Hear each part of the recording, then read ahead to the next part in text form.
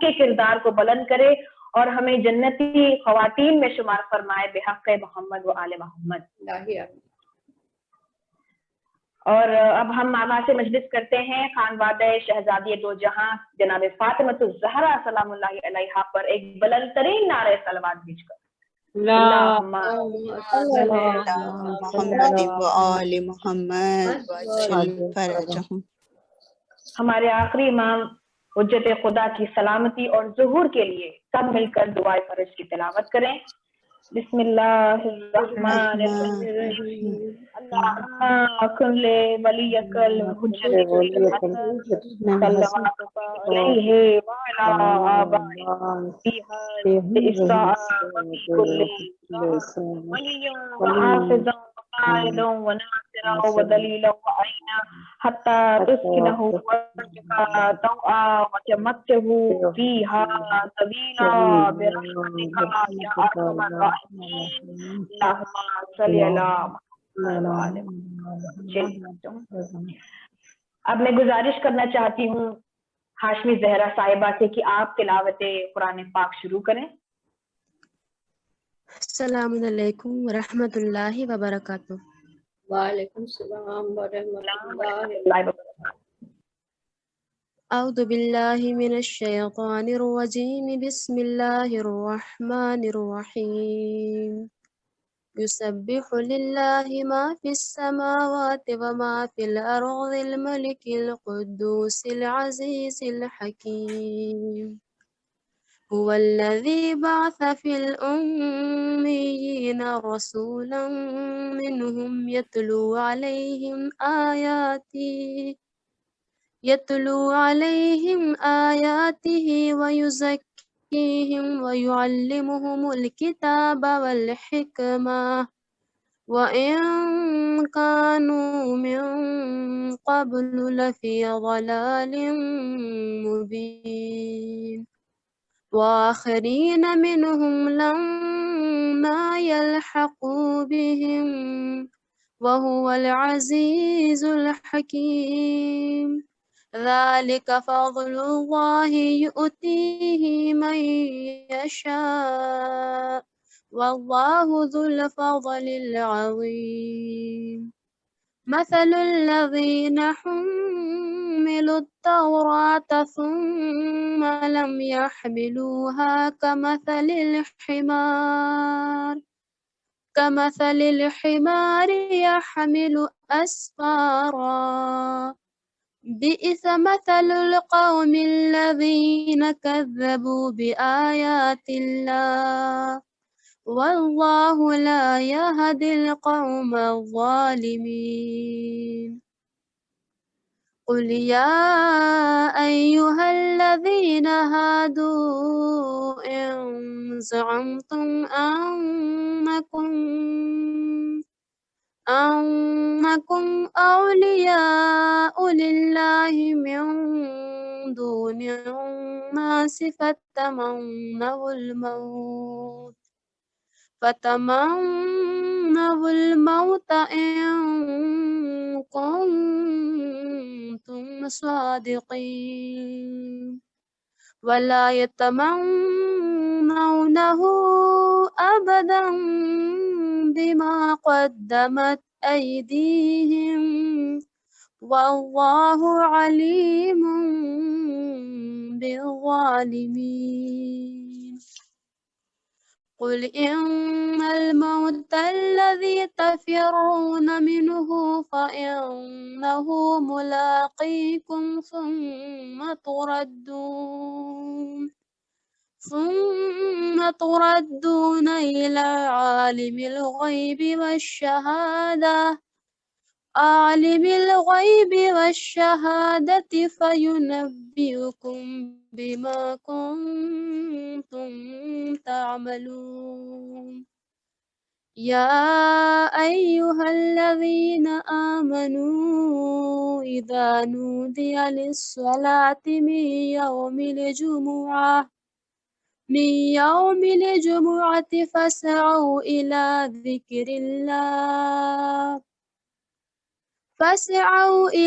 ذكر الله وذروا البيع ذلكم خير لكم إن كنتم تعلمون فإذا قضيت الصلاة فانتشروا في الأرض وابتغوا من فضل الله واذكروا الله كثيرا لعلكم تفلحون وإذا رأوا تجارة أو لهوا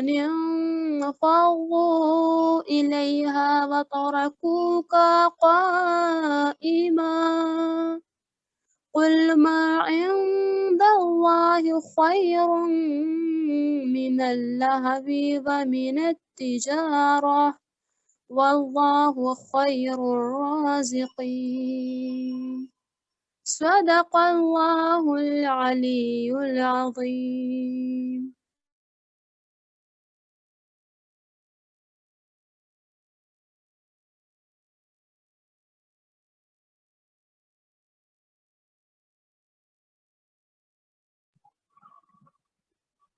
जज़ाकल्लाहु खैरन ख्वाहर, खुदा आपको अपने पसंदीदा तिलावत करने वालों में शुमार फरमाए। अब मैं गुजारिश करना चाहती हूँ समरीन फातिमा साहिबा से कि आप बारगाह अहले बैत अलैहिस्सलाम में अपना सलाम पेश करें। हाज़रीन मजलिस, अस्सलाम वालेकुम। वालेकुम अस्सलाम व रहमतुल्लाहि व बरकातहू। हो गया है और पहली रबी अव्वल है, उसी की मुनासिबत से ये सलाम पेश कर रही हूँ। जनाब ज़ैनब पे जितने जुल्म हुए उसकी इंतहा खत्म हो गई थी, लेकिन अभी एक इम्तिहान और बचा था। वो इम्तिहान वो था कि जब ये उजड़ा हुआ काफिला मदीना पहुंचा है तो जनाब सुगरा को कैसे शहजादी ज़ैनब एक एक बताएंगी, क्योंकि बीबी सुगरा इंतजार कर रही हैं कि शायद भैया अली अकबर आएगा, मेरी बीबी सकीना आएगी, जनाब अली असगर आएंगे, लेकिन अफसोस कि कोई भी नहीं आया। यकीनन शहजादी ज़ैनब तड़प के कहती हैं कि जब 72 लाशें देखे होंगे तो जनाब ज़ैनब ने तड़प के कहा होगा कि यकीन कैसे आए, सभी मर चुके हैं, यकीन कैसे आए, सभी मर चुके हैं, अभी थे 72 जरा देर पहले, लुटा है भरा घर जरा देर पहले। किस तरह से शहजादी ज़ैनब मदीने में आई है और जनाब सुगरा का सामना पड़ा है और किस तरह से वो उनको बताएंगी कि किस तरह सुगरा को सीने से लगाए ज़ैनब, अरे किस तरह सुगरा को सीने से लगाए ज़ैनब, अरे लुट के घर आई है, ये कैसे बताए ज़ैनब, अरे लुट के घर आई है, ये कैसे बताए ज़ैनब, सर पे है खाके सफर जख्म है बाजू पाया, सर पे है खाके सफर जख्म है बाजू पाया, अरे घर के दर पे है खड़ी सर को झुकाए ज़ैनब, अरे घर के दर पे है खड़ी सर को झुकाए ज़ैनब, अरे किस तरह सुगरा को सीने से लगाए ज़ैनब, जब मदीने से चली थी तो सभी थे लेकिन, जब मदीने से चली थी तो सभी थे लेकिन, अरे सबको खो आई है परदेश में हाय ज़ैनब, अरे सबको खो आई है परदेश में हाय ज़ैनब, अरे लुट के घर आई है, ये कैसे बताए ज़ैनब, अब सकीना है ناس غرنا حسینو بیکار، ارے اب سکینہ ہے ناس غرنا حسینو بیکار، سامنے صغرا کے کس طرح سے جائے زینب، ارے سامنے صغرا کے کس طرح سے جائے زینب، لٹ کے گھر آئی ہے یہ کیسے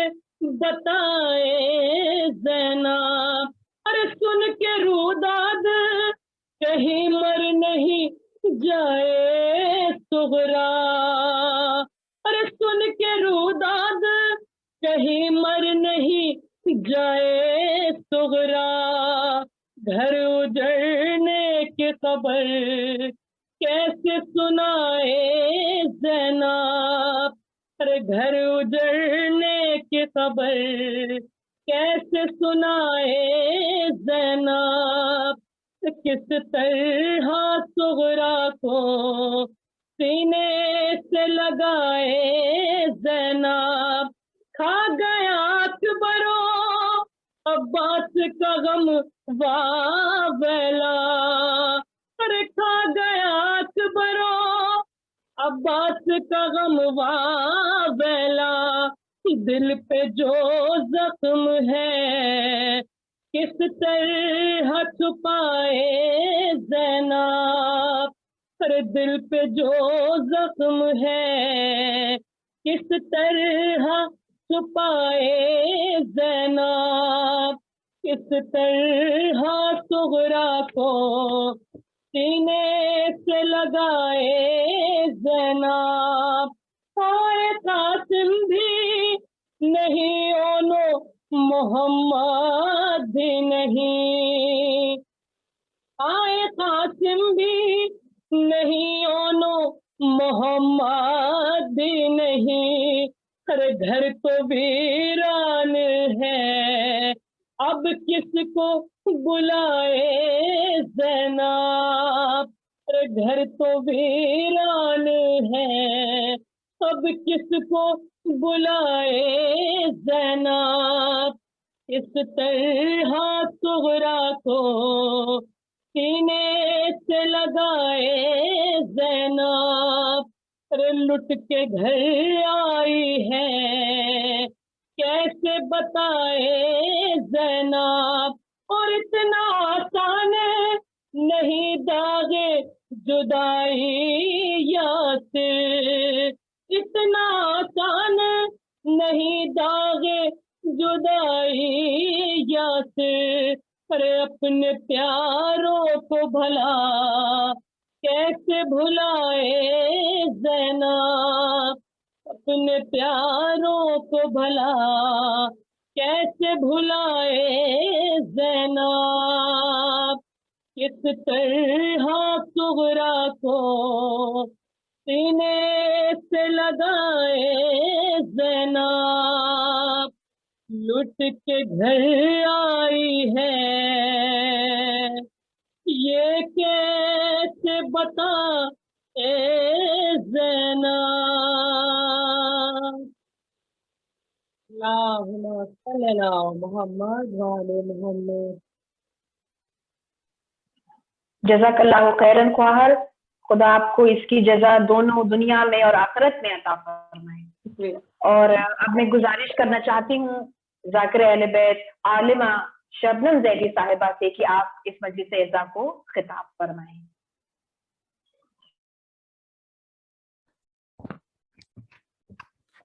السلام علیکم ورحمۃ اللہ وبرکاتہ۔ وعلیکم السلام۔ آواز آ رہی ہے ہماری؟ جی آ رہی ہے۔ برائے تشریف آوری جناب فاطمہ زہرا بلندر صلوات، اللہم صلی علی محمد وآل محمد وعجل فرجہم۔ برائے سلامتی و طول عمر امام زمانہ بلندر صلوات، اللہم صلی علی محمد وآل محمد وعجل۔ رحم اللہ من قرأ الفاتحہ۔ اللہم صلی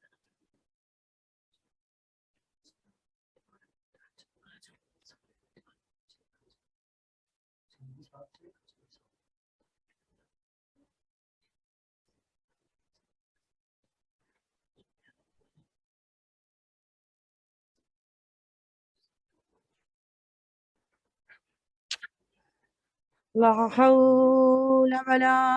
قوة إلا بالله العلي العظيم. أعوذ بالله من الشيطان اللعين الرجيم. بسم الله الرحمن الرحيم. الحمد لله رب العالمين. الصلاة والسلام على أشرف الأنبياء والمرسلين سيدنا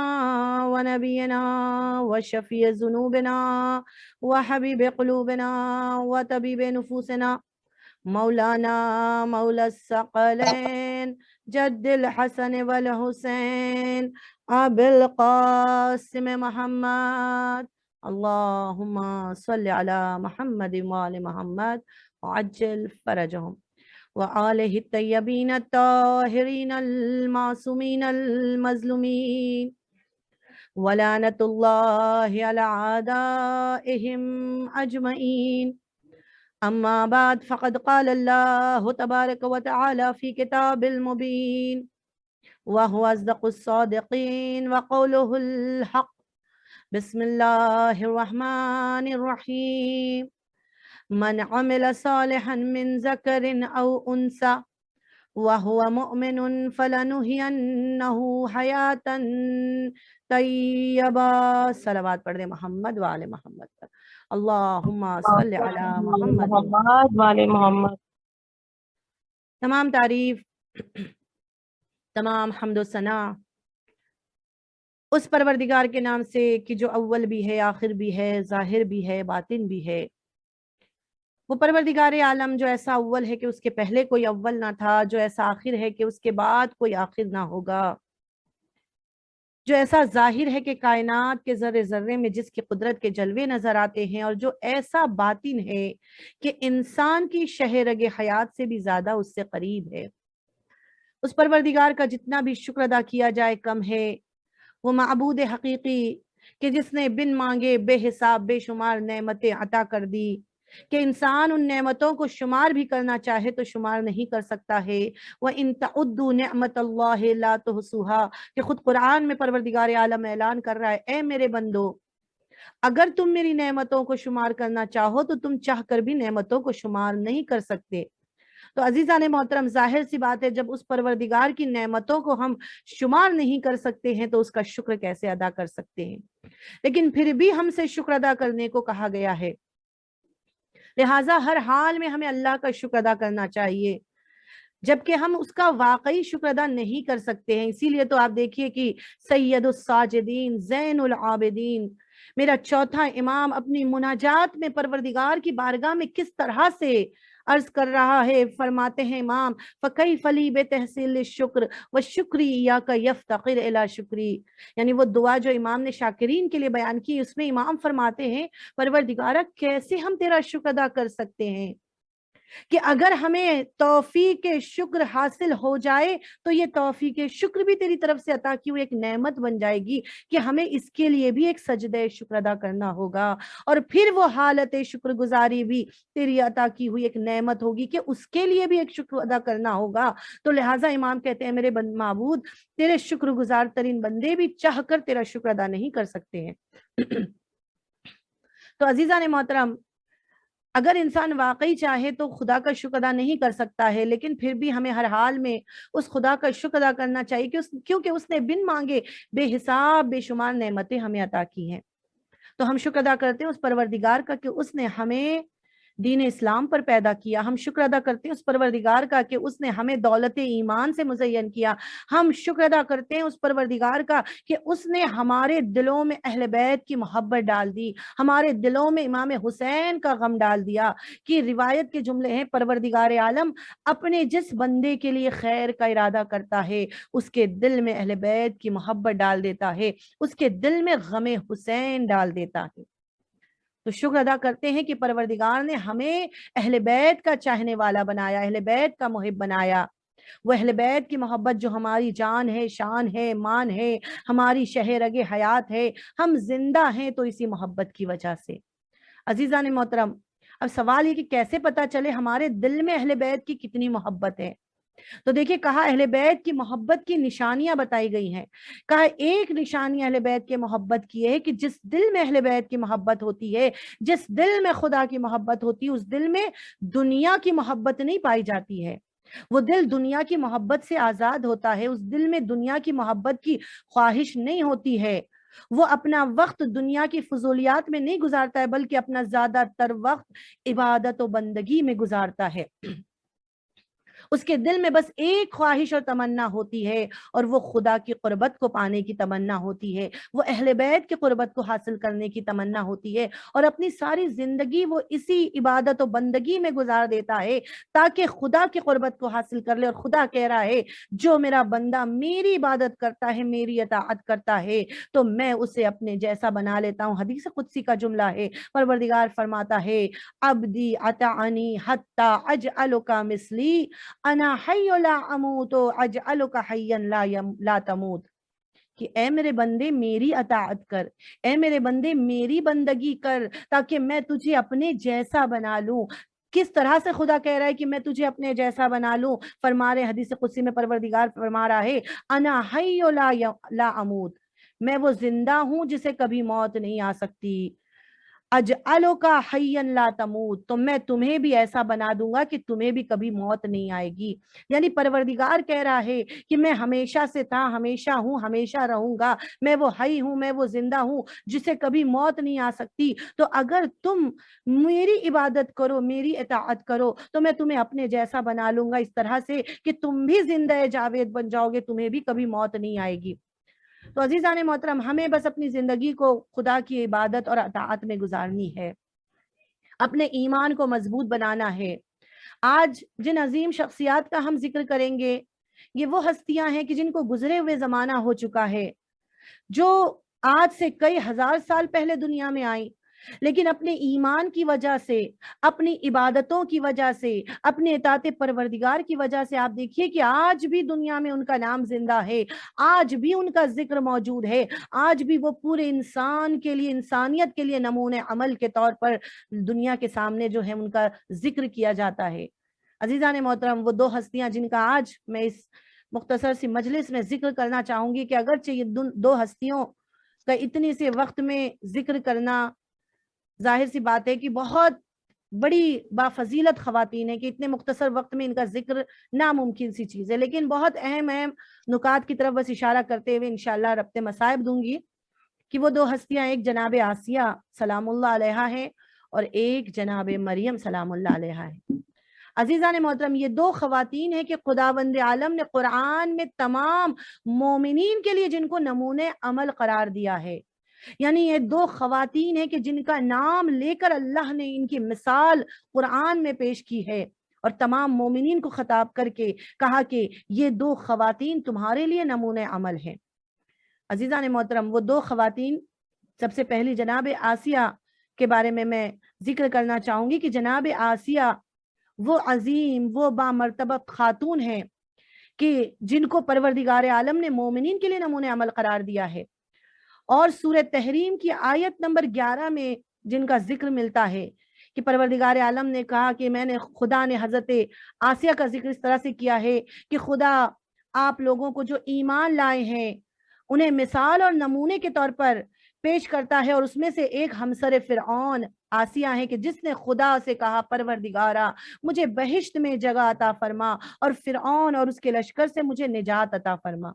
تو یہ جناب آسیہ ہیں کہ جنہوں نے خدا پر جو ایمان لے آئیں، اور اس طرح سے ایمان لے کر آئیں کہ آخری لمحے تک اپنے ایمان پر مستحکم رہی، اپنے ایمان کو ہاتھ سے جانے نہیں دیا، یہاں تک کہ جامِ شہادت کو نوش کر لیا۔ آج جناب آسیہ چاہے مرد ہو چاہے عورت ہو، ہر انسان کے لیے ایک عظیم مثال بن کر دنیا کے سامنے موجود ہے، چونکہ ان کا ذکر قرآن میں موجود ہے۔ یہ وہ خاتون ہیں کہ جو مصر کی ملکہ ہیں، یہ وہ خاتون ہیں کہ جن کے آگے پیچھے غلام اور کنیزوں کا جو ہے وہ ایک جمع غفیر لگا ہوتا تھا، ایک فوج لگی ہوتی تھی جو ایک شاہانہ زندگی گزار رہی تھی۔ جن کے پاس نہ زیورات کی کمی تھی، جن کے پاس نہ لذیذ غذاؤں کی کمی تھی، جن کے پاس دنیا کے زرق و برق اور تمام تجملات زندگی کی ہر وہ چیزیں موجود تھی کہ جو ایک آسائش بھری زندگی میں انسان کے پاس ہونی چاہیے۔ لیکن عزیزان محترم، جن کے دل میں ایمان کی شمع روشن ہو جائے، جو صاحب ایمان ہوتے ہیں، جنہیں خدا پر جو ایمان لے آتے ہیں، جو خدا پہ بھروسہ کرتے ہیں، تو پھر انہیں دنیا کی دل میں ان کے محبت نہیں ہوتی ہے۔ وہ دنیا کے زرق و برق سے اپنے کو جو ہے وہ بالکل جدا کر لیتے ہیں اور اس طرح سے اپنے ایمان کو مضبوط کر لیتے ہیں، اور جتنی معرفت بڑھتی جاتی ہے ایمان بھی اتنا ہی بڑھتا جاتا ہے، اور ایمان کی وہ منزل آ جاتی ہے کہ یہ اپنے رب کے لیے اپنی جان بھی قربان کر دیتے ہیں۔ جناب آسیہ آج کے دور کی خواتین کے لیے بالخصوص جو ہیں وہ بہترین نمونے عمل ہے کہ آج ہم دیکھتے ہیں آج کے دور میں خواتین زیادہ تر جو ہیں انہیں دنیا کے آرام، آسائش اور دنیا کے تمام زرق و برق کی جو ہے وہ خواہش ہوتی ہیں۔ بالخصوص خواتین کی میں یہاں پر بات کرنا چاہوں گی کہ آپ دیکھیے خواتین کو دنیا کے تجملات زندگی کی ہر چیز جو ہے انہیں چاہیے ہوتی ہے، دنیا کے زرق و برق کو جو ہے وہ حاصل کرنا چاہتی ہیں، خواہشات نفسانی اتنی بڑھ جاتی ہے، حرص اتنا بڑھ جاتا ہے کہ اس کے لیے جو ہے وہ مثلا غیر اخلاقی کاموں کو بھی انجام دیتی ہیں، گناہوں کو بھی انجام دینے لگ جاتی ہیں، دنیا سے آخرت کا سودا کر لیتی ہیں۔ لیکن عزیزان محترم، جناب آسیہ ہمارے لیے نمونے عمل ہیں کہ جنہوں نے خدا کی وحدانیت کے لیے، جنہوں نے خدا پر جب ایمان لے آئیں، جنہوں نے خدا کی اطاعت کے لیے، جنہوں نے اپنے وقت کے نبی کی اطاعت اور فرمانبرداری کے لیے دنیا کی تمام لذتوں سے کنارہ کشی اختیار کر لی، دنیا کی تمام زرق و برق کو جو ہے انہوں نے چھوڑ دیا۔ آج جناب آسیہ کا اتنا بلند مقام ہے، اتنا بلند مقام ہے کہ ہم دیکھیں خود رسول اللہ فرماتے ہیں کہ جنت کی سب سے بہترین خواتین 4 ہیں، جس میں جناب خدیجہ ہیں، جناب فاطمہ الزہرا ہیں، جناب آسیہ اور جناب مریم۔ یعنی رسول اللہ نے باقاعدہ روایت اور حدیث میں بیان کیا ہے کہ جنت 4 خواتین کی مشتاق ہے، یعنی ساری دنیا جنت کی مشتاق ہے مگر جنت ان 4 خواتین کی مشتاق ہے، جس میں سے ایک جناب آسیہ ہیں۔ یہ مقام جناب آسیہ کو کیسے ملا؟ عزیزان محترم، کوئی بھی مقام کسی کو ایسے ہی نہیں مل جاتا ہے، اس کے لیے بڑی بڑی قربانیاں دینے پڑتی ہیں، اس کے لیے انسان کو آزمائشوں سے گزرنا پڑتا ہے، اس کے لیے انسان کو سختیوں سے گزرنا پڑتا ہے۔ جناب آسیہ نے جو ہے وہ بڑی بڑی آزمائشیں دی ہیں۔ جناب آسیہ کے بارے میں تاریخ میں بہت زیادہ نہیں ذکر ملتا ہے، یعنی ان کے خاندان اور ان کے والد اور والدہ کے حوالے سے ان کے والد کا نام مزاحم بیان کیا گیا ہے، اور ان کے خاندان کے بارے میں جو ذکر کیا گیا ہے 2 روایتیں، 2 قول ہیں۔ ایک قول کے مطابق جناب آسیہ فرعون کے جو خاندان سے تھی، یعنی فرعونیوں میں سے تھی کہ جو قبطیوں میں سے جن کا شمار ہوتا تھا، یعنی فرعون کا جو قبیلہ تھا وہ قبطی کہلاتا تھا۔ تو بعض روایتوں میں ہے کہ وہ قبطیوں میں سے تھی، یعنی فرعونیوں میں سے تھی، لیکن ایک روایت یہ کہتی ہے کہ آپ نبی زادی تھی، یعنی انبیاء کی نسل سے جو ہے وہ جناب آسیہ کا ذکر ملتا ہے کہ آپ انبیاء کی نسل میں سے تھی۔ جناب موسیٰ جب دربار فرعون میں آئے اور آ کر اپنی نبوت کا اعلان کیا اور فرعون کو ہدایت دینی چاہیے، اور اس کے بعد اپنے عصا کا معجزہ دکھایا اور عصا کو زمین پر پھینکا، اور پھر روایت میں ہے، تاریخ میں بھی آپ نے پڑھا ہوگا کہ وہ ایک بہت بڑے اژدہے میں تبدیل ہو گیا اور پھر سارے جادوگروں کو نگل لیا۔ تو کہا کہ جب جناب موسیٰ کے اس معجزے کو جناب آسیہ نے دیکھا تو سب سے پہلی خاتون تھی قبطیوں میں جو جناب موسیٰ پر ایمان لے آئی تھی۔ عزیزان محترم، روایتوں میں ہے، تاریخ میں ہے کہ قبطیوں میں 3 لوگ اس وقت جو ہے وہ پورے مصر میں جناب موسیٰ پر ایمان لائے تھے، ایک جناب آسیہ، ایک جناب حزقیل اور ایک زوجہ حزقیل جنہیں مومن آل فرعون کہا جاتا ہے۔ یہ 3 ہستیاں تھیں قبطیوں میں کہ جنہوں نے سب سے پہلے اپنے وقت کے نبی پر جو ایمان لے آئیں، اور اسی لیے اور ان میں سے ایک جناب آسیہ تھی، اور امام جعفر صادق علیہ السلام کی بھی حدیث ہے کہ 3 ایسی ہستیاں ہیں جنہوں نے ایک لمحے کے لیے بھی جو غیر موحد نہیں رہی، یعنی یہ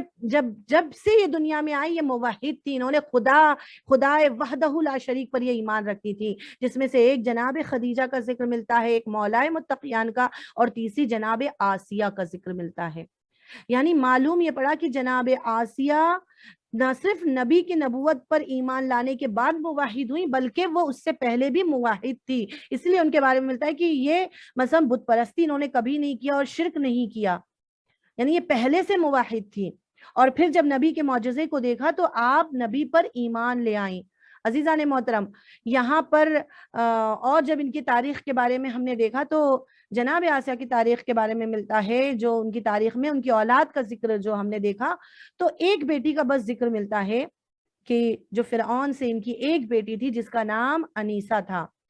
اور جو فرعون کو بہت زیادہ عزیز تھی، فرعون کو جس سے بہت زیادہ محبت تھی. اور اس بیٹی کو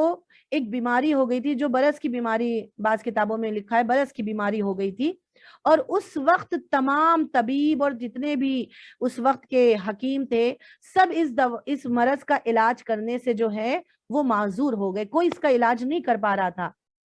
تو اس وقت کے جو جادوگر تھے، چونکہ وہ زمانہ جادوگروں کا زمانہ تھا، وہاں اس وقت سحر اور جادو کا بہت زیادہ جو ہے وہ شہرہ تھا، تو کہا اس وقت بعض طبیب اور بعض جادوگروں نے فرعون سے کہا کہ اس بیماری کا فقط ایک علاج ہے. کہا وہ کیا علاج ہے؟ کہا وہ علاج یہ ہے کہ ایک ایسی چیز جو دریا سے حاصل ہوئی ہو، جو انسان کی شبیہ ہو، اور اس کے آب دہن کو اگر اس بچی کے زخموں پر لگایا جائے تو وہ بالکل ٹھیک ہو جائے گی. تو کہا کہ وہ چیز کب ملے گی، کہاں سے ملے گی؟ تو پھر جادوگروں نے اپنے جادو کے حساب سے جو وقت اور معین کیا، کہا فلاں دن فلاں وقت اور فلاں ٹائم اگر آپ دریا کے کنارے موجود ہوں گے تو وہ چیز آپ کو وہاں پر مل جائے گی.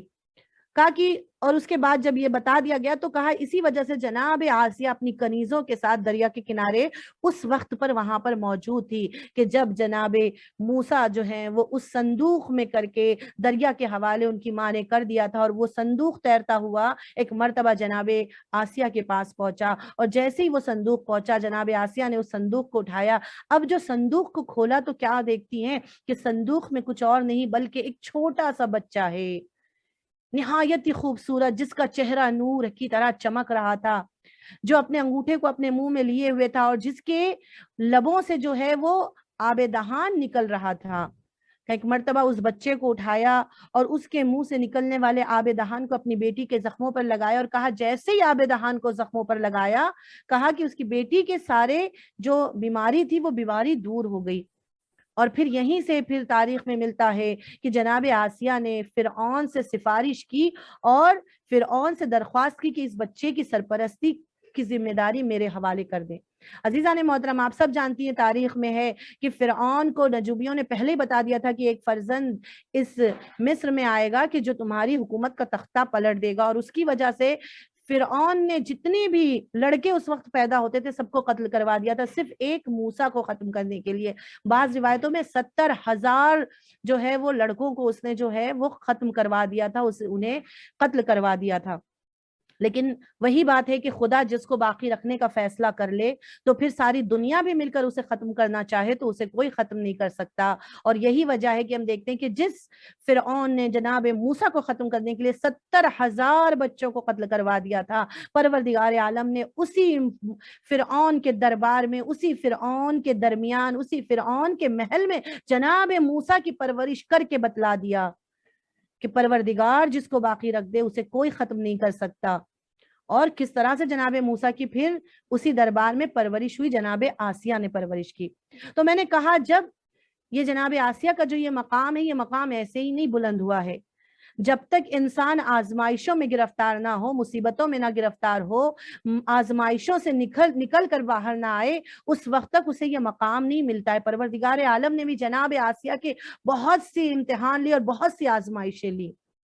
اور انہی آزمائشوں میں سے چند ایک آزمائش کی طرف ذکر کرنا چاہوں گی کہ آپ دیکھیں جناب آسیہ کی کیا آزمائش پروردگار نے لی. سب سے پہلی آزمائش جناب آسیہ جو کہ اتنے امیر خاندان سے ہیں، جو ملکہ ہیں مصر کی، جن کے آگے پیچھے غلام اور کنیز ہیں،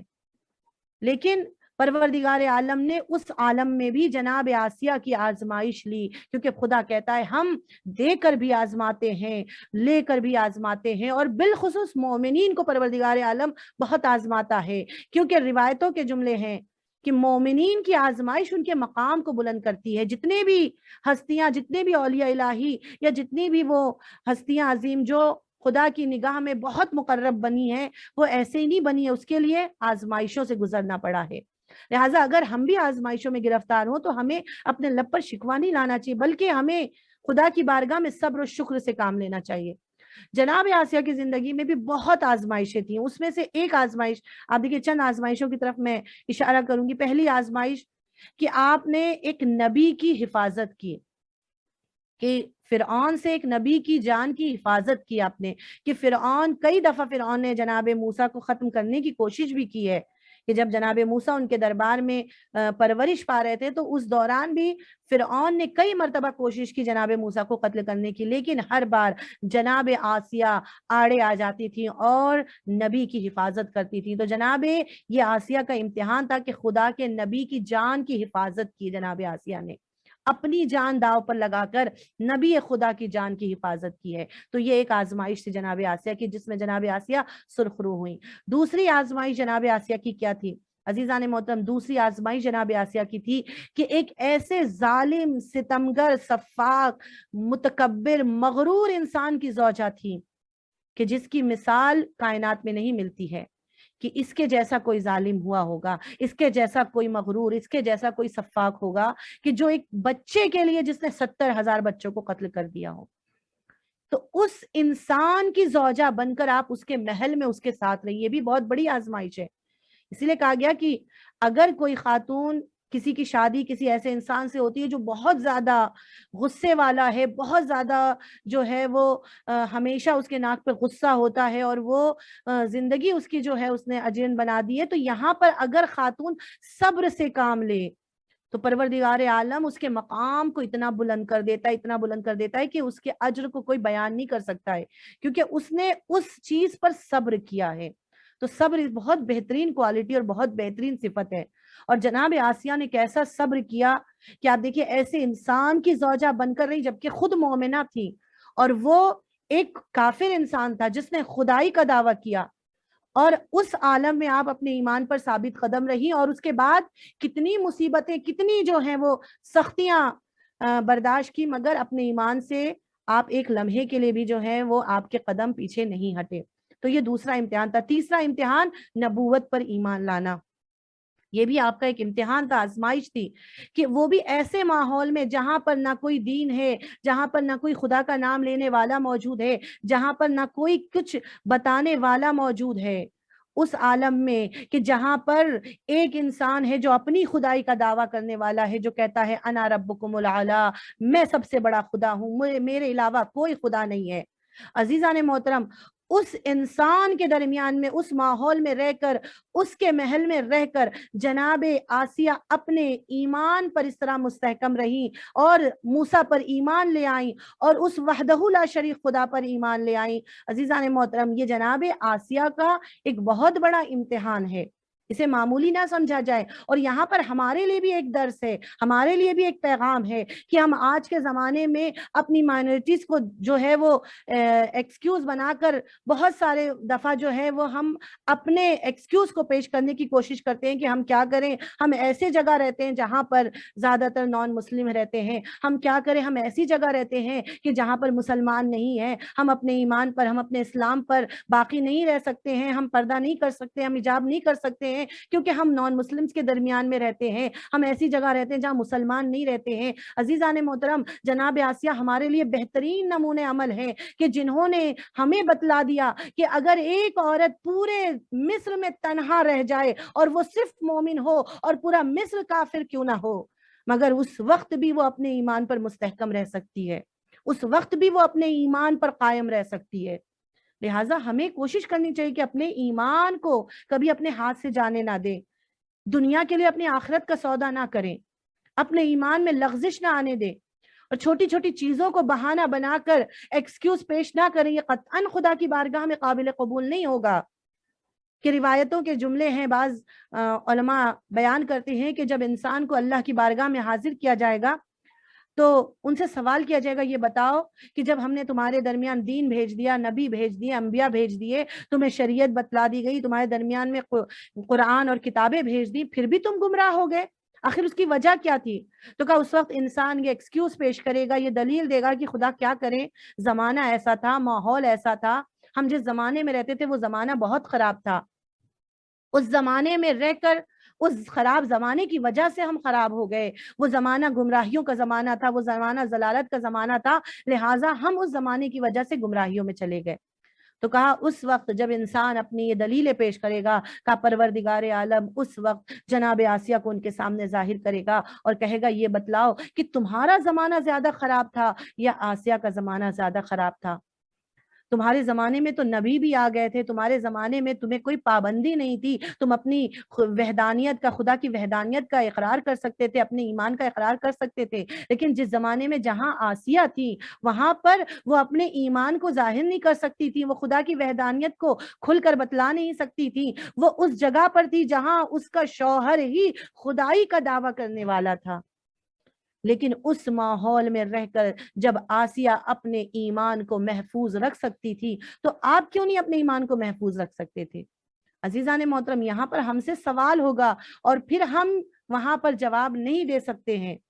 تو ہمارے لیے جناب آسیہ کی زندگی بہترین نمونہ عمل ہے کہ ہم کبھی یہ نہ سوچیں کہ ہم مسلمانوں کے درمیان میں نہیں ہیں تو پھر ہم کیسے اپنے ایمان کو ظاہر کریں، کیسے اسلام کو ظاہر کریں۔ بعض ایسے لوگ ہیں کہ جو بالکل نان مسلم کے درمیان میں نان مسلم بن کے رہتے ہیں کہ اگر ہم اپنے اسلام کو ظاہر کریں گے تو ہم پر ظلم و تشدد ہوگا یا ہمارے اوپر سختیاں آ جائیں گی۔ نہیں عزیزان محترم، ہم نے اگر ایمان پکا ہے، انسان کا ایمان مستحکم ہے تو وہ کبھی بھی اپنے قدم کو پیچھے نہیں ہٹائے گا۔ جناب آسیہ ہمارے لیے بہترین رول ماڈل ہے۔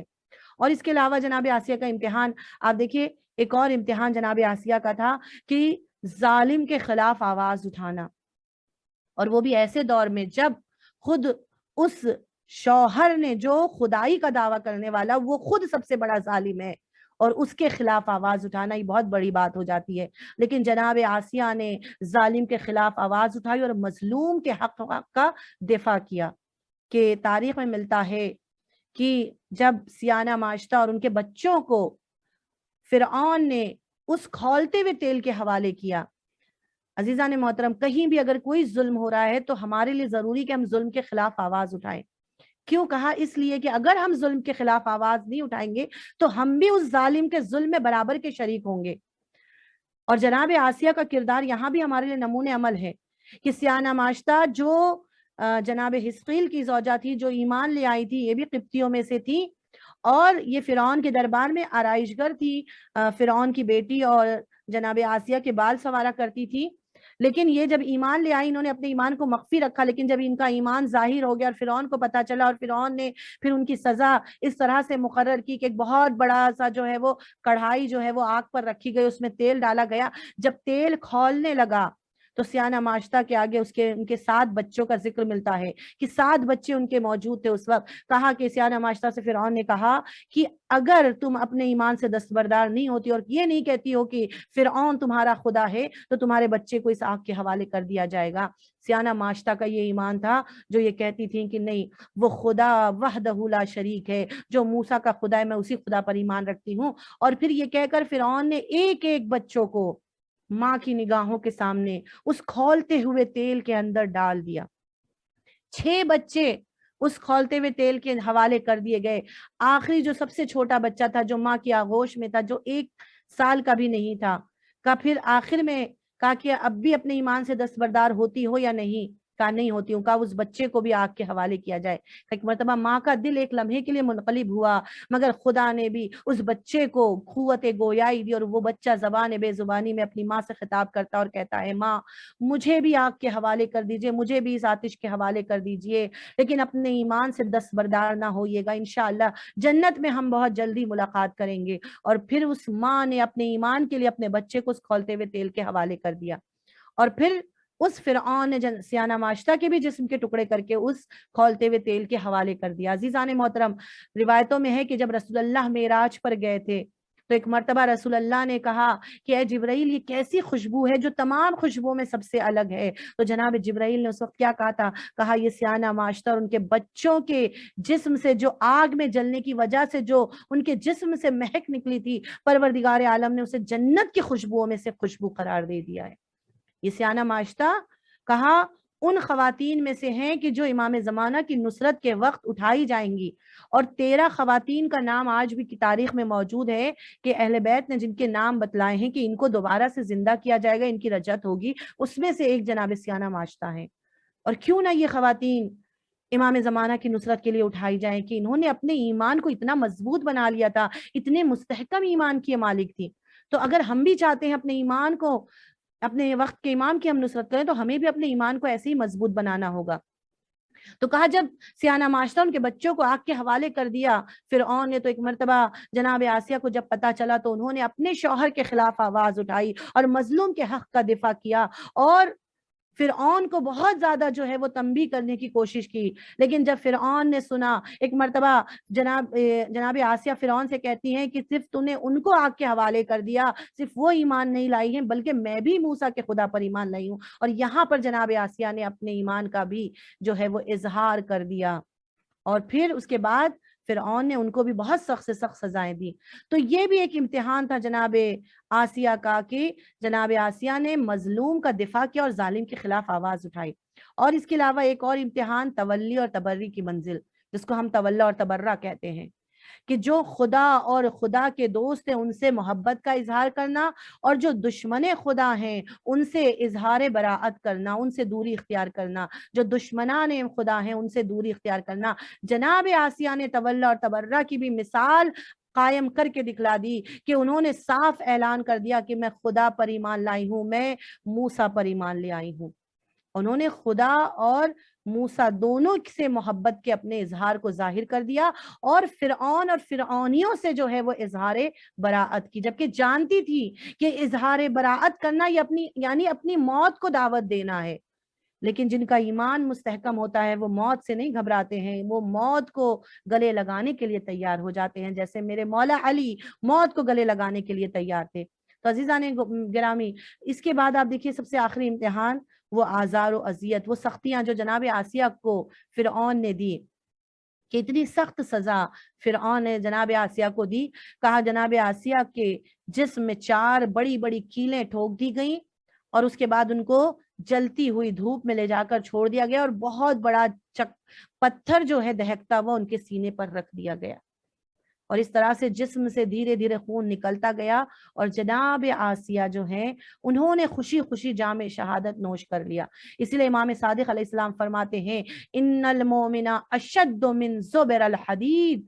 کہ مومن لوہے سے بھی زیادہ سخت ہوتا ہے۔ کیوں؟ اس لیے کہا لوہا بھی جب آگ میں ڈالا جاتا ہے تو لوہا بھی اپنی کیفیت بدل لیتا ہے، لوہا بھی ذوب ہو جاتا ہے، لوہا بھی پگھل جاتا ہے، لیکن جو واقعی مومن ہوتے ہیں جن کے اندر ایمان پایا جاتا ہے، انہیں اگر مار بھی دیا جائے، پھر زندہ کیا جائے، پھر دوبارہ مار دیا جائے، مگر پھر بھی ان کے اندر ہرگز تبدیلی نہیں آ سکتی ہے۔ اور اس کی زندہ مثال جناب آسیہ ہیں کہ جنہیں اتنی سخت سزا دی گئی، اور فرعون یہ کہتا رہا کہ اب بھی اگر تم اپنے ایمان سے دستبردار ہو جاؤ تو تمہیں میں اپنے محل میں واپس لے آؤں گا، تمہیں وہی مقام ملے گا جو پہلے مقام ملا تھا۔ مگر جناب آسیہ نے اظہار برات کیا، کہا ہے فرعون نہ میں تجھ پر ایمان رکھتی ہوں، نہ مجھے تیری محل اور تیرے گھر کی ضرورت ہے، میں اس خدا پر ایمان رکھتی ہوں۔ اور روایت آیت کا جملہ بھی موجود ہے، آیت میں کہا ہے کہ جناب آسیہ نے اس وقت خدا سے کہا پروردگارا مجھے تو جنت میں گھر اور محل عطا کرنا، اور مجھے فرعون اور فرعون کے لشکر سے نجات عطا فرما۔ تو یہ جناب آسیہ کا کردار ہے کہ جو نہایتی با ایمان، با کردار، شجاع، دلیر خاتون تھی، اور اس کے علاوہ بہت زیادہ متواضع، بہت زیادہ مہربان، بہت زیادہ دلسوز اور باتقوی بیوی تھی۔ تو عزیزان محترم، ہمارے لیے جناب آسیہ بہترین نمونے عمل ہیں کہ ہم اپنے ایمان کو کیسے جو ہے وہ صحیح سالم رکھ سکتے ہیں، اپنے ایمان پر کیسے مضبوطی سے قائم رہ سکتے ہیں۔ اور دوسری خاتون جن کا ذکر آج میں کرنا چاہوں گی وہ جناب مریم ہیں، کہ ان 4 خواتین میں سے جو جنت کی 4 خواتین ہیں، جنت جن کی مشتاق ہے، ان میں سے ایک خاتون جناب مریم بھی ہیں۔ جناب مریم وہ عظیم بیوی ہے، پروردگار عالم نے انہیں بھی تمام مومنین کے لیے نمونہ عمل قرار دیا ہے، اور جن کی پاک دامنی، جن کی صداقت، جن کی عبودیت اور جن کی ایمان کی گواہی پروردگار عالم نے دی ہے، رسول اللہ نے دی ہے۔ یہ بی بی کون ہے؟ یہ بی بی وہ جناب مریم وہ بی بی ہیں کہ جن کے والد کا نام عمران تھا اور جن کی والدہ کا نام حنہ ملتا ہے۔ اور مریم کے معنی جو ہے وہ عبادت گزار اور عبادت کرنے والی اور خدمت گزار کے معنی میں ہے۔ آپ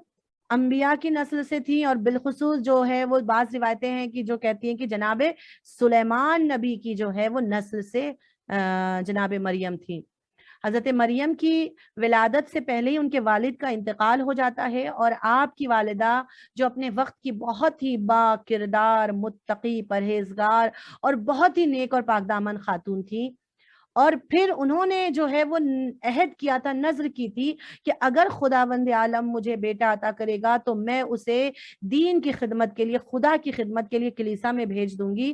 اور میں اس بیٹے کو خدا کا جو ہے اور دین کا خدمت گزار بناؤں گی۔ یہاں پر عزیز و رک کر ایک جملہ کہنا چاہوں گی کہ اگر ہم چاہتے ہیں ہماری آنے والی نسل پاک دامن ہو، ہماری اولاد پاک دامن ہو، نیک کردار ہو، تو اس کے لیے ہمیں پہلے خود پاک دامن ہونا پڑے گا،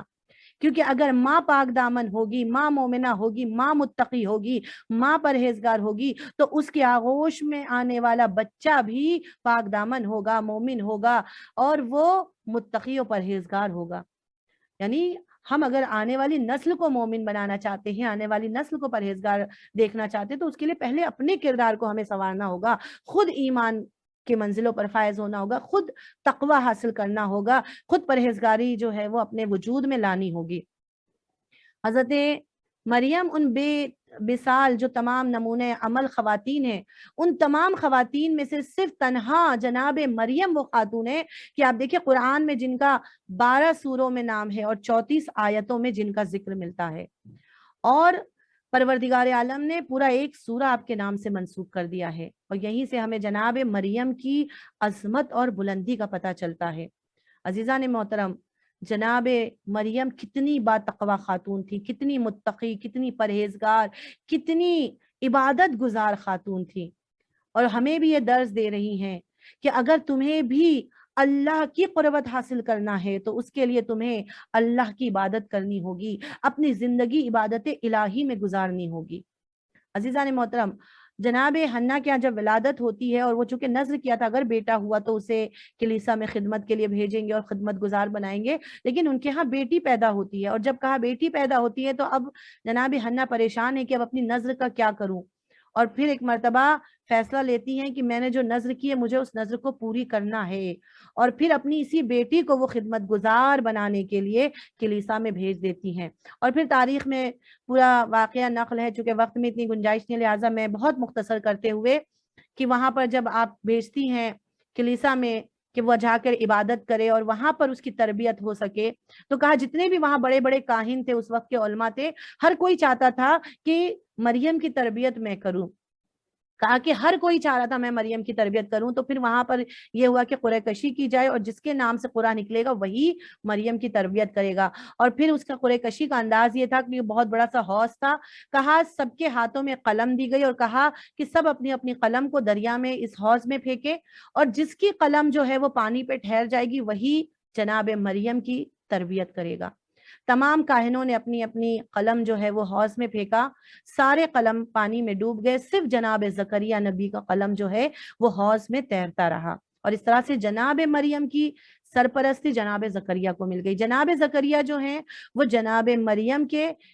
جو ہیں وہ خالہ کے شوہر تھے، یعنی وہ ان کے خالو ایک طرح سے ہم کہہ سکتے ہیں، یعنی جناب حنا کے وہ بہنوئی لگتے تھے۔ جناب زکریا نبی نے پھر جناب مریم کی سرپرستی کی، جناب مریم کو کلیسا میں ایک مقام دے دیا گیا، ایک کمرہ دے دیا گیا جہاں پر بیٹھ کر وہ صبح و شام اپنے پروردگار کی عبادتیں کیا کرتی تھی، اور پھر خدا نے وہ مقام عطا کیا جناب مریم کو۔ عزیزان محترم، کہتے ہیں نا کہ ہم آنے والی نسلوں کو، میں اپنی یہاں پر بہنوں کو، اپنی بیٹیوں کو جو ہے مخاطب کرنا چاہوں گی کہ ہمارے بچے، ہماری بیٹیاں، ہماری بہنیں آنے والے معاشرے کا مستقبل ہیں۔ اگر ہم چاہتے ہیں کہ ہمارے آنے والا معاشرہ نیک ہو، پاک دامن ہو، تو اس کے لیے ہمیں پہلے اپنے دامن کو پاک کرنا ہوگا، خود متقی بننا ہوگا، خود مومن بننا ہوگا۔ جناب مریم آپ دیکھیے کتنی مومنہ تھی، کتنی با تقویٰ تھی، کتنی پرہیزگار تھی کہ پروردگار عالم نے ان کی آغوش میں عیسیٰ جیسے نبی کو ان کی آغوش میں دے دیا۔ یعنی اگر انسان اپنے دامن کو پاک اور پاکیزہ بنا لے تو پروردگار عالم اس کی گود میں نیک اور صالح اولاد عطا کرتا ہے۔ اگر ہمیں نیک اور صالح اولاد چاہیے تو ہمیں اپنے دامن کو پاک اور پاکیزہ بنانا ہوگا۔ اور جناب مریم کے بارے میں ملتا ہے کہ اتنی پاک دامن تھی، اتنی جو ہے وہ متقی تھی کہ جب جبرائیل امین آتے ہیں اور آنے کے بعد بشارت دیتے ہیں تو اتنی مومنہ تھی کہ کبھی کسی نامحرم مرد کے سامنے بھی نہیں وہ آئی تھی۔ اور ایک مرتبہ جب خدا کی طرف سے جبرائیل آتے ہیں اور آنے کے بعد بشارت دیتے ہیں تو کہا جناب مریم ڈر جاتی ہیں، اور پھر جناب جبرائیل کہتے ہیں کہ میں آپ کو بشارت دینے کے لیے آیا ہوں۔ اور پھر اس وقت جناب جبرائیل کہتے ہیں خدا نے ارادہ کیا کہ آپ کی جو ہے وہ آغوش میں جو ہے وہ ایک نبی کی ولادت ہوگی۔ اور وہاں پر جناب مریم ایک جملہ کہتی ہیں، وہ جملہ کیا کہتی ہیں؟ جناب مریم کہتی ہیں یہ کیسے ممکن ہے کہ آج تک کسی نامحرم نے مجھے چھوا تک نہیں، آج تک کسی نامحرم نے مجھے ٹچ بھی نہیں کیا ہے۔ عزیزان محترم، اتنی پاک دامن ہے جناب مریم۔ اور یہاں پر میں کہنا چاہوں گی کہ جناب مریم ہمارے لیے بہترین نمونے عمل ہے، اس لیے کہ آپ دیکھیے آج کے دور میں ہم دیکھتے ہیں کہ بالخصوص اپنی جوان بیٹیوں کے لیے میں کہنا چاہوں گی کہ آج کا زمانہ ایسا پرآشوب زمانہ ہے، ایسا ماحول آج جو ہے وہ خراب ہے کہ آج مکس گیدرنگ ہمارے یہاں پائی جاتی ہے۔ نامحرم لڑکے لڑکیوں کا آپس میں ایک دوسرے سے دوستی کرنا، ایک دوسرے کے ساتھ گفتگو کرنا، ایک دوسرے سے ہاتھ ملانا، یہ سب ایک عام چیز ہے اور ہمارے لیے یہ چیز بری نہیں ہے کیونکہ یہ ہماری زندگی کا حصہ بن چکی ہے۔ لہٰذا ہم بڑے آرام سے نامحرم کو ہاتھ دے دیتے ہیں، ہاتھ ملا لیتے ہیں، نامحرم کے درمیان بیٹھ جاتے ہیں، نامحرم سے گفتگو کر لیتے ہیں، جبکہ اسلام میں یہ سب چیزیں حرام ہیں۔ جناب مریم کتنی پاک دامن تھی کہ جو جبرائیل سے کہتی ہے کہ آج تک کسی نامحرم نے مجھے ٹچ تک نہیں کیا ہے۔ عزیزان محترم، یہ ہمارے جوانوں کے لیے، بالخصوص ہماری جوان بیٹیوں کے لیے نمونے عمل ہے کہ اگر ہم چاہتے ہیں کہ ہماری آنے والی نسل پاک اور پاکیزہ ہو تو ہمیں اپنے دامن کو گناہوں سے بچانا ہوگا، اپنے کو نامحرموں سے محفوظ رکھنا ہوگا، جس طرح سے جناب مریم نے اپنے کو محفوظ رکھا، جس طرح سے جناب فاطمہ الزہرا تھی جنہوں نے ایک نابینا سے بھی پردہ کر کے دنیا کو بتلا دیا کہ اگر وہ نابینا ہے، وہ نہیں دیکھ سکتا ہے تو میری تو آنکھیں ہیں، میں تو دیکھ سکتی ہوں، میری نگاہ تو نامحرم پہ پڑ سکتی ہے۔ تو یہ ہمارے لیے نمونے عمل ہے۔ اور جناب مریم کے بہت سے صفات ہیں اور وقت میں چونکہ گنجائش نہیں ہے لہٰذا میں بہت جلدی گفتگو کو سمیٹتے ہوئے کہ بہت سارے صفات جناب مریم میں بیان ہوئے ہیں، لیکن کچھ ایک صفات کی طرف اور اشارہ کرنا چاہوں گی کہ پہلی صفت جو آیت میں بھی موجود ہے کہ پہلی صفت جناب مریم کے بارے میں ملتی ہے کہ آپ صدیقہ تھیں، آپ بہت زیادہ اور صرف سچ بولنے والی تھیں۔ قرآن میں آیت موجود ہے کہ آپ صدیقہ تھی، آپ کی زبان سے کبھی جھوٹ نہیں نکلا۔ تو اگر ہم بھی چاہتے ہیں کہ ہم اپنے مقام کو بلند کریں، ہمارا مقام بھی خدا کے نزدیک جو ہے وہ بلند ہو اور ہم خدا کی قربت کو حاصل کریں، تو کوشش کریں کہ جھوٹ کو اپنی زندگی سے نکال دیں۔ ہم بھی صرف اور صرف سچ بولیں کہ ہماری زندگی میں بہت جھوٹ اب آ گیا ہے، چھوٹی چھوٹی چیزوں پر ہم جھوٹ بولتے ہیں اور بالخصوص مذاق میں تو بہت زیادہ جھوٹ بولنے لگے ہیں۔ عزیزان محترم، انسان چاہے مذاق میں کیوں نہ جھوٹ بولے، وہ جھوٹ ہی ہوتا ہے اور ہمارے نام اعمال میں لکھ دیا جاتا ہے۔ دوسری جو جناب مریم کی صفت ہے عابدہ، بہت زیادہ عبادت کرنے والی، اور بالخصوص جوانی میں آپ نے اپنی جوانی عبادت الہی میں گزاری، جبکہ دنیا کی لذتوں میں آپ گزار سکتی تھی، لیکن یہ عشق الہی تھا، یہ عشق پروردگار تھا کہ جناب مریم نے عشق خدا میں اپنی ساری جوانی عبادت الہی میں گزار دی۔ اور ہمارے جوانوں کے لیے بھی یہ پیغام ہے کہ اپنی جوانی کو اللہ کی عبادت میں گزارو۔ خدا کو جوان کی 2 رکعت نماز خدا کو بہت پسند ہے، یعنی وہ نماز جو جوانی میں انسان پڑھتا ہے اور وہ نماز جو بڑھاپے میں پڑھتا ہے، خدا کو جوان کی نماز سب سے زیادہ پسند ہے۔ لہٰذا اپنی زندگی کو بالخصوص اپنی جوانی کو اللہ کی عبادت میں گزارو۔ اور عزیزان محترم، تیسری کوالٹی جو جناب مریم میں ہمیں نظر آتی ہے اور وہ صفت ہے جناب مریم کی محدثہ، یعنی آپ اتنی پاکیزہ تھی، اتنی پاک دامن تھی کہ آپ سے ملائکہ آ کر گفتگو کرتے تھے اور آپ ملائکہ سے گفتگو کیا کرتی تھی۔ یعنی انسان جب پاک اور پاکیزہ ہوتا ہے تو اتنا اس کا مقام اور مرتبہ بلند ہو جاتا ہے کہ وہ ملائکہ سے باتیں کرنے لگتا ہے۔ جناب مریم ملائکہ سے باتیں کرتی تھی اور آپ عفیفہ تھی، پاک دامن تھی، اپنے نفس کو گناہوں سے بچا کر رکھا تھا۔ عزیزان محترم، اسی لیے جناب مریم کو جناب یوسف سے بھی تشبیہ دی گئی ہے، جیسے جناب یوسف عفیف تھے ویسے جناب مریم بھی عفیفہ تھی۔ لہٰذا اپنی زندگی کو پاک دامنی کے ساتھ گزاریں اور بالخصوص اپنی جوان بہنوں اور بیٹیوں کو میں خطاب کرنا چاہوں گی کہ عفت اور پاک دامنی انسان کو معصوم بنا دیتی ہے، اس میں معصوم صفت لا کر کھڑا، اسے معصوم صفت سے جو ہے وہ نواز دیتی ہے۔ لہٰذا ہم اپنے زندگی کو چاہیں تو عصمت کے دائرے میں گزار سکتے ہیں اگر ہم ان کوالٹیز کو اپنے وجود میں پیدا کر لیں۔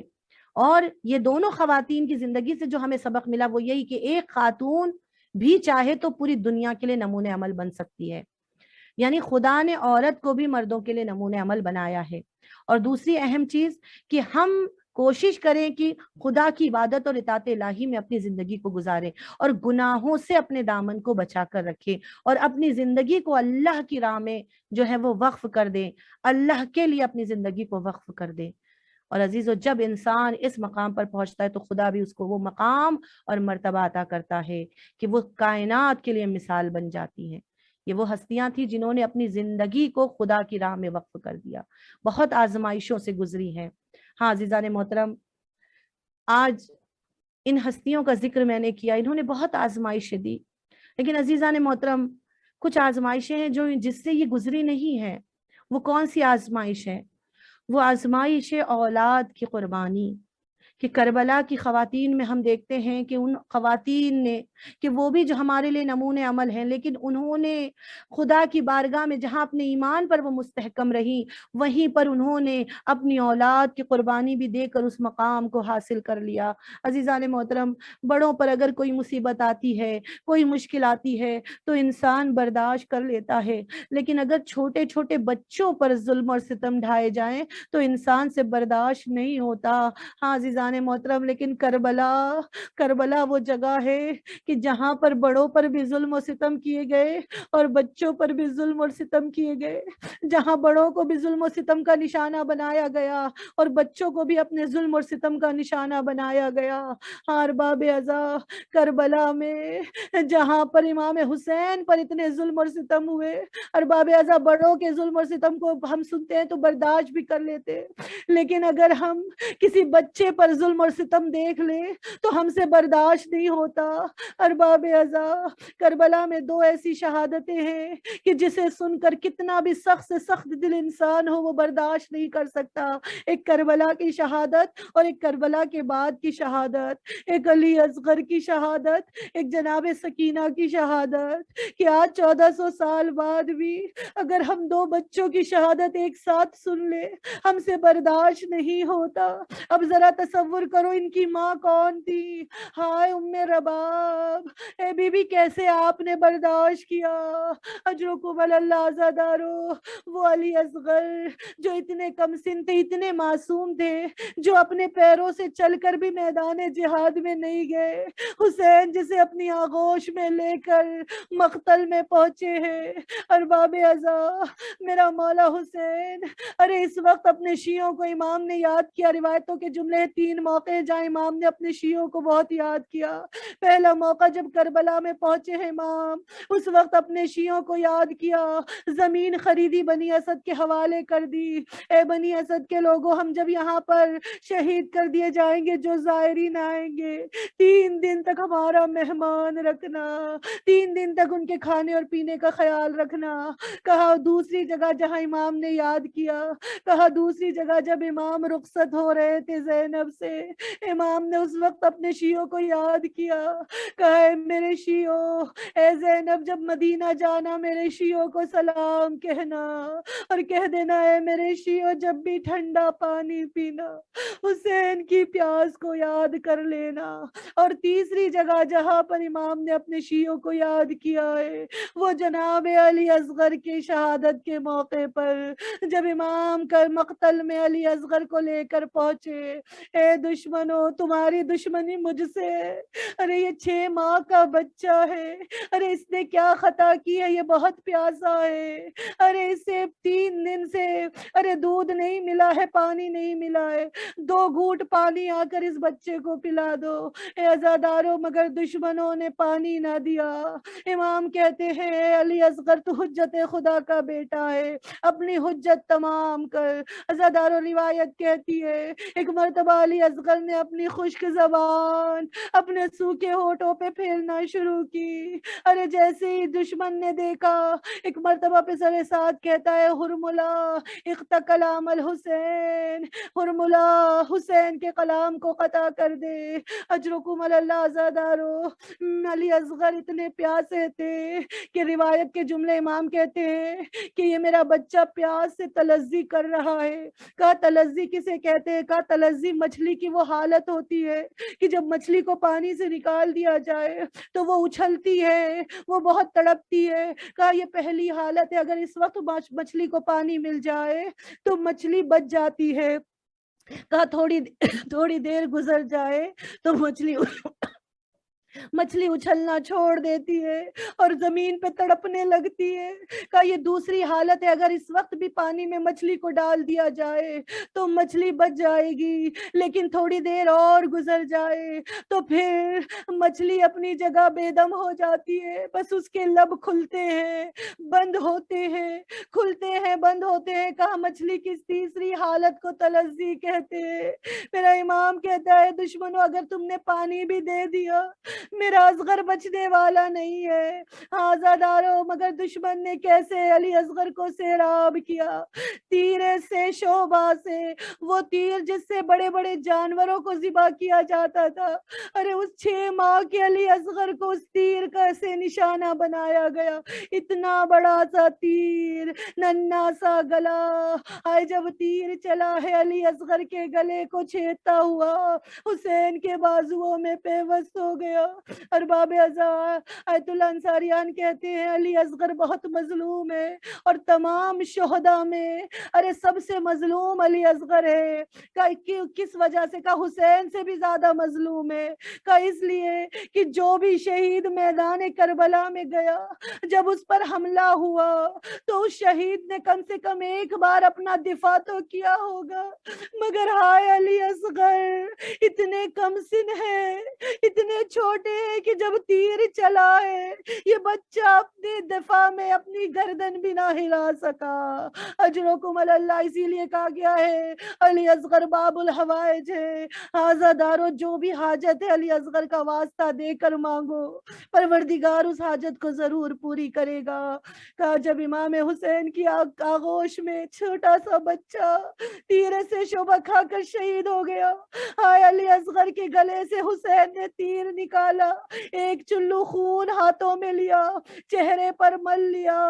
ایک مرتبہ علی اصغر کو لے کر خیمے کی سمت چلے. ارے ادھر رباب پریشان ہے، میرا بچہ گیا ہے. ارے ماں کا مجمع ہے، پروردگار عالم آپ کی گودیوں کو آباد رکھے. عزادارو اگر بچہ ہماری آنکھوں سے اوجھل ہو جائے اور تھوڑی دیر ہو جائے اور بچہ نظر نہ آئے تو ماں دروازے پر آ جاتی ہے. ہائے علی اصغر کی ماں بھی بار بار دروازے پر آ رہی ہے، میرا بچہ کہاں رہ گیا، میرا بچہ کہاں رہ گیا. 7 بار حسین در خیمے پر آئے ہیں، 7 بار واپس آ گئے. ایک مرتبہ آواز دی رباب آؤ علی اصغر کو لے جاؤ. ارے ماں دوڑی ہوئی خیمے کے در پہ آئی، ہائے میرا بچہ پانی پی کر آ گیا. مگر عزادارو رباب نے کیا دیکھا، علی اصغر کو پانی تو نہ ملا مگر گلا تیر سے شہید ہو گیا. اجرکم اللہ. ایک مرتبہ رباب تڑپ کے کہتی ہیں اے والی و وارث اتنا بتا دیجئے کہ یہ کیسے مسلمان ہیں جنہیں اس بچے پر بھی رحم نہ آیا. آزادار و رباب کا بڑا غیر حال تھا. ارے جب رباب مدینے پہنچی ہے نا، ارے بہت گریا کیا کرتی تھی. ہر ماں نے اپنا بیٹا کھویا تھا مگر جو حال رباب کا تھا وہ کسی اور کا نہیں تھا. کہ اس کی وجہ کیا ہے؟ ایت اللہ پناہیان کہتے شاید اس کی وجہ یہ ہو کہ ہر ماں نے اپنا بیٹا کھویا تھا. کسی ماں کے بیٹے کی پیاس اس کی ماں سے وابستہ نہیں تھی مگر علی اصغر کی پیاس ارے رباب سے وابستہ تھی. اس لیے واقع کربلا کے بعد ارے جب رباب کو پانی یا دانا ملا ہے، عزاداروں وہ دانا اور پانی جب رباب نے کھایا ہے وہ غذا ارے سینے میں ابھر آئی. ارے رباب کو اپنا علی اصغر یاد آ جاتا تھا. پھر ایک تڑپ تڑپ کے کربلا کا رخ کر کے کہتی تھی اے میرے لال علی اصغر، ماں تیری پیاس بجھا دے، اے میرے بچے تو پیاسا چلا گیا، ماں تجھے سیراب نہ کر سکی، الا لعنت اللہ علی قوم الظالمین، انا للہ و انا الیہ راجعون، رضن بقضائہ تسلیما لامرہ۔ پروردگارہ ہماری اس عبادت کو قبول فرما، پروردگارہ تجھے واسطہ دیتے محمد اور آل محمد کا، ان آنکھوں سے بہنے والے آنسوؤں کو رومال سیدہ میں جگہ عنایت فرما، الہی آمین۔ پروردگارہ تجھے واسطہ دیتے محمد اور آل محمد کا، رباب کی اجڑی ہوئی گود کا واسطہ، جو بے اولاد ہے انہیں اولاد نرینہ عطا فرما، جو صاحب اولاد ہے ان کی گودیوں کو ہمیشہ آباد رکھنا، پروردگارہ بحق محمد اور آل محمد کے، اے میرے معبود جہاں جہاں محبان اہل بیت ہیں، شیعان حیدر کرار ہے، ان کی جان و مال، ان کی عزت و آبرو کی حفاظت فرما، پروردگارہ تجھے واسطہ ہے محمد اور آل محمد کا، اے میرے معبود ہماری سزاداری کو قبول فرما، پروردگارہ ہمارے مرحومین کو جوار رحمت میں جگہ عنایت فرما، پروردگارہ وقت کے امام کے ظہور میں تاجیل الہی فرما، آمین۔ ہمیں ان کے اعوان و انصار میں شامل ہونے کی توفیق الہی آمین۔ ربنا تقبل منا انک انت السمیع العلیم، آمین آمین یا رب العالمین۔ ماتم حسین حسین حسین حسین حسین حسین حسین حسین حسین حسین حسین حسین حسین حسین حسین حسین حسین حسین حسین سیدہ پرسا لیجئے، سیدہ پرسا لیجئے، اپنے لاڈلے حسین کا، سیدہ پرسا لیجئے، سیدہ پرسا لیجئے، مرتضیٰ کے نور عین کا، سیدہ پرسا لیجئے،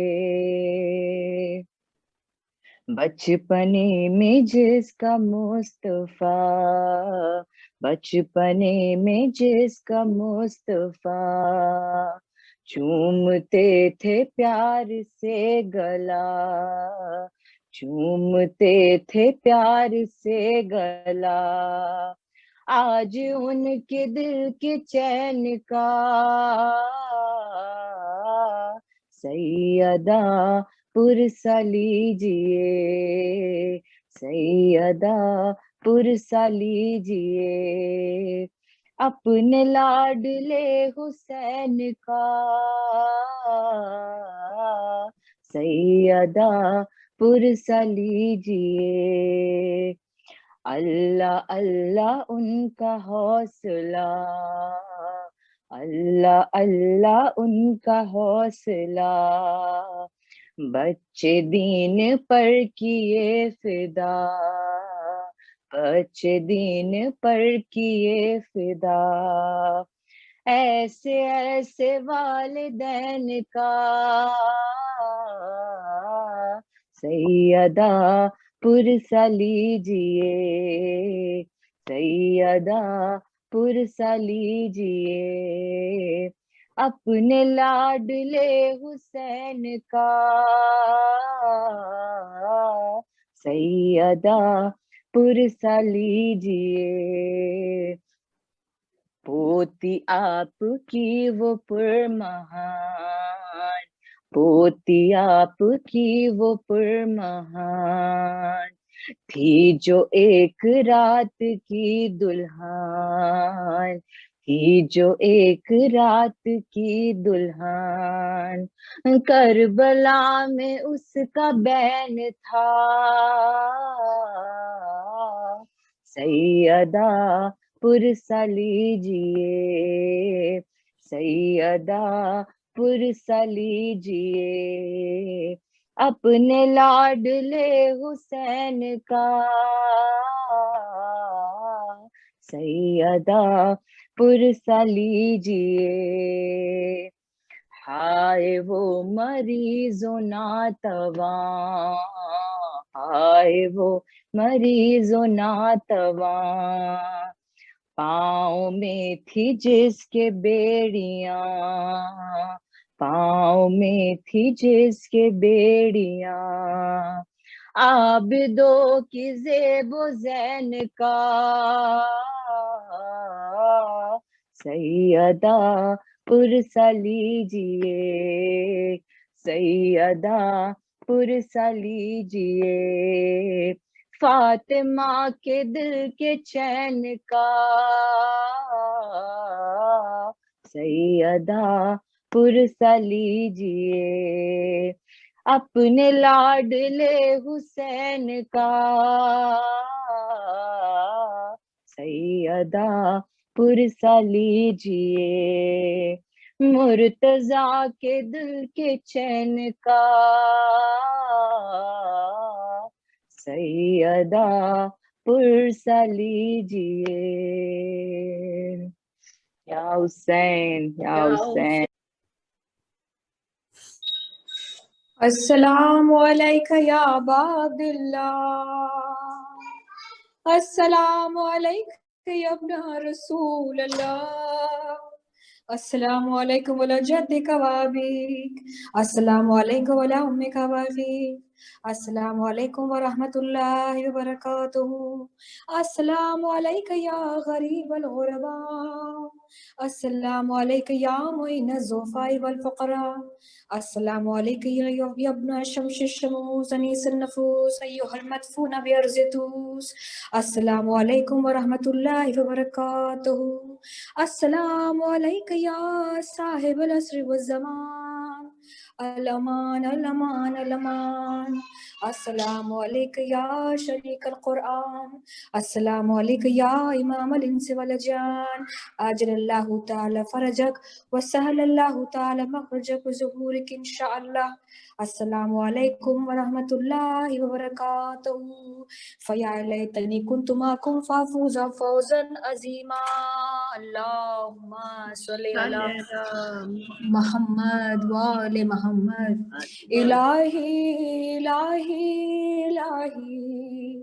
الہی وعظم البلاء وبرح القفا وانکشف الغطاء وانقطع الرجاء وزاقت الارض ومنیت السماء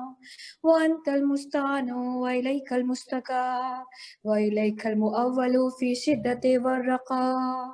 اللہم صلی علی محمد وآل محمد وعجل فرجہم،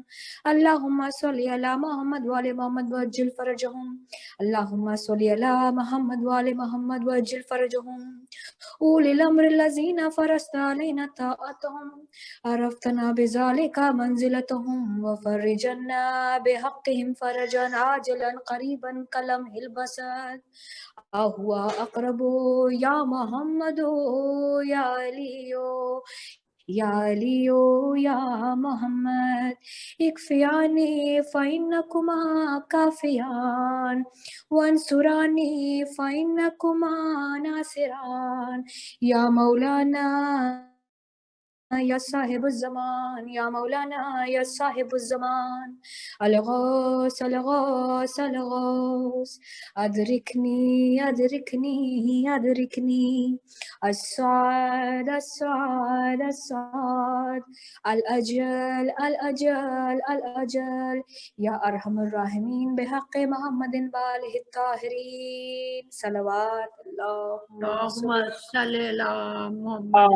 صلی علی محمد وعلی خدا ہم سب کی اس قلیل عبادت کو قبول فرمائے، آمین۔ حاضرین مجلس خصوصاً کشور آنٹی کی تمام حاجتوں کو خدا